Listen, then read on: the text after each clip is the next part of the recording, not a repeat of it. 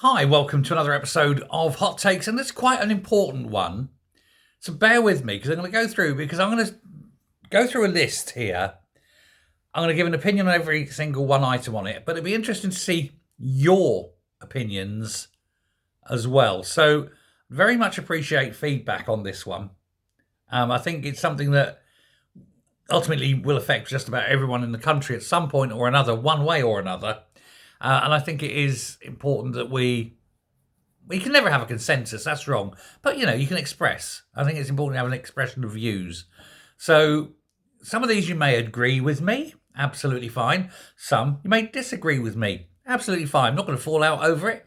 It's just what I consider to be acceptable or not, or within what I would consider to be right. But there is no right or wrong.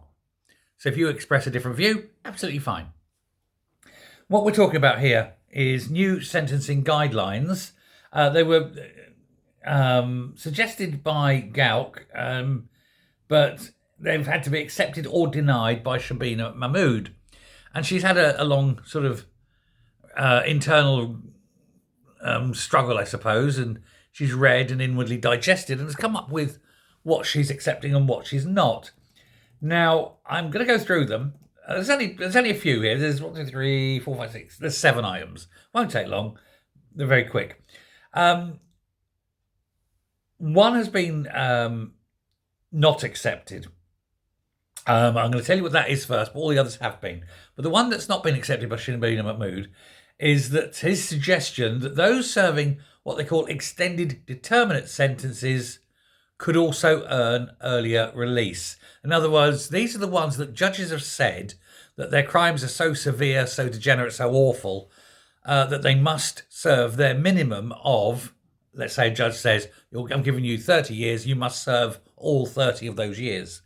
He suggested allowing for a minimal amount of time off at the end. She's not accepted that.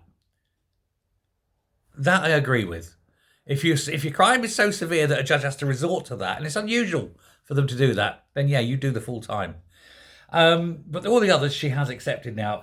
The move to what they call a 3-part sentence, or what's known as the earned progression model. This is where you do, let's say you're given a 3-year sentence. You do 1 year in prison, you do 1 year on tagged limited release, and then you do 1 year on a normal probation licensed basis. If it's for a non-violent crime, I can accept it. If it's a bit of dishonesty, fraud, whatever, malfeasance, whatever like that, non-violent, non-sexual, I can accept that. If it's violent or sexual, no. I think those crimes, there has to be a higher standard, a higher pass mark, if you will. So, yeah, I'll give that a 2/3 tick. For that one. 12-month sentences only be handed out in exceptional circumstances decided by judges. Again, if it's a 12-month sentence or 12 months or less, it's not going to be a violent crime, generally. So again, yes, but that said, perhaps for the more severe ones that would have still had a 12-month sentence, but it's a bit on the harsher side, maybe a tagging or something like that. But again, I'm not overly against it for non-violent crimes.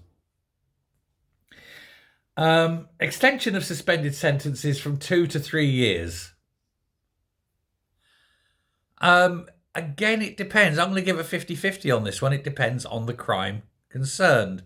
I don't think that it should be applied generally. I think that most people, or a lot of people, particularly first-time offenders, I would suggest their first-time offenders stick at the 2 years. If it's a second or subsequent offence, then maybe 3 years. I think first-time offenders, often it's an offence of stupidity more than anything else. So maybe that. Don't know. Again, let me know your view on that one.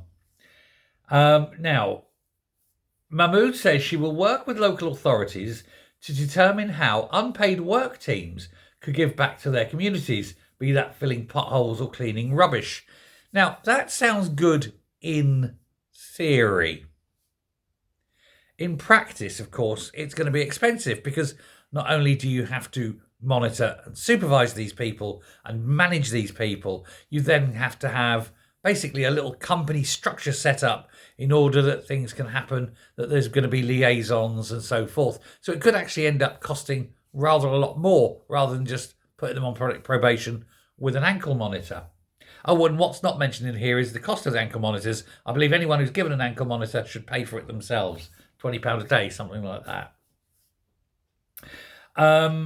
More intense supervision courts accepted.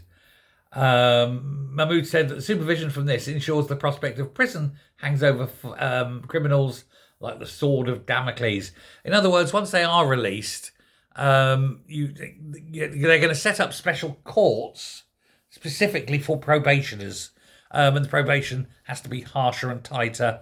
But they've already said if it's someone who's probated, and they're not going to go back, they're only going to go back and do 30 days or 60 days maximum of their sentence. So it seems a bit pointless. So no on that one, just simply out of pointlessness.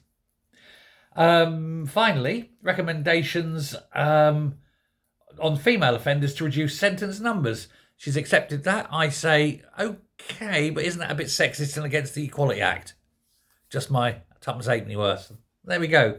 There is one other thing, which is they want to do trials on voluntary chemical castration of sex offenders. And these trials will be expanded.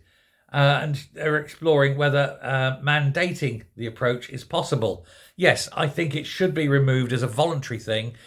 Sex offenders should not be voluntarily castrated. It should be compulsory. Now, Robert Jedrick got up and said that some of these changes would be the recipe for a crime wave. And he does have a point, which is why I'm saying some of them would have to be conditional.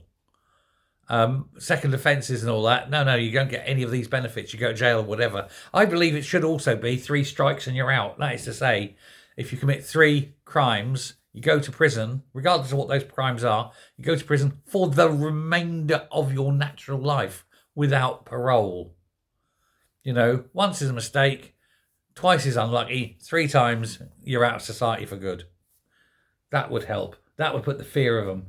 We need to put fear back into these people, and the rest of your life in a 6x8, locked in, alone. You know, that's it. Just